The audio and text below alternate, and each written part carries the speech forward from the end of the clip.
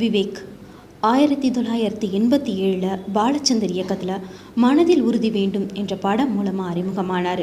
அன்னையிலேருந்து இன்னைய வரைக்கும் இருக்கிற எல்லா முன்னணி ஹீரோவோடவும் நடித்து எத்தனையோ பேரை சிரிக்க வச்சிருக்காரு. ஆனால் அவரையும் அவரோட குடும்பத்தையும் தாங்க முடியாத துயரமான நாள் இன்னைக்கு. அவரோட 14 வயசு செல்ல மகன் பிரசன்னகுமார் மூளைக்காய்ச்சல் நோயால் பாதிக்கப்பட்டு கடந்த 40 நாளாக அவருக்கு ஒரு தனியார் ஹாஸ்பிட்டலில் ட்ரீட்மெண்ட் போய்கிட்டு இருந்துச்சு. அவரை காப்பாற்ற டாக்டர்ஸ் எவ்வளவோ முயற்சி பண்ணாங்க, ஆனால் அவரை காப்பாற்ற முடியல. ஹாஸ்பிட்டலில் அந்த 14 வயசு சின்ன பையனோட உயிர் பிரிஞ்சிடுச்சு. இன்னைக்கு பிரசன்னகுமார் ஒரு நல்ல கீபோர்ட் பிளேயர் என்றதையும் தாண்டி துருன்னு ஏதாவது ஒரு வேலையை செஞ்சுக்கிட்டு இருக்கக்கூடிய பையன்.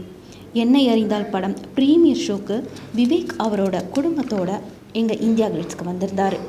அப்போது அந்த பையன் பண்ண சின்ன சின்ன சேட்டைகளும் எங்கள் கண்ணை விட்டு இன்றைக்கும் அகலன்னே சொல்லலாம். விவேக் எவ்வளோ பெரிய காமெடியனாக இருந்தாலும் அவரோட குழந்தைக்கு அவர் ஒரு அப்பான்றது தான் உண்மை. இந்த வீடியோவை பார்க்குற ஒவ்வொரு அப்பா அம்மாவை கவனத்திற்கும் நாங்கள் சொல்ல போகிற ஒரு சின்ன மெசேஜ் இது. மூளைக்காய்ச்சல்ன்றது எதனால் ஏற்படுதுன்னு பார்த்திங்கன்னா பாக்டீரியா, வைரஸ், பூஞ்சைகள் போன்ற நோய் காரணிகளால் இது ஏற்படுது. இதுக்கு அறிகுறின்னு பார்த்தா தலைவலி, வெளிச்சத்தை பார்த்தா பிடிக்காது, எரிச்சல், கழுத்து பகுதியில் தசை இறுக்கமாக இருக்கிறதா உணர்வாங்க, காய்ச்சல், நரம்பு சம்மந்தப்பட்ட பிரச்சனைகள்.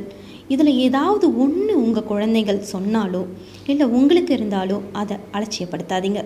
இது இந்தியா கிளிட்ஸோடைய ஒரு சின்ன வேண்டுகோள்.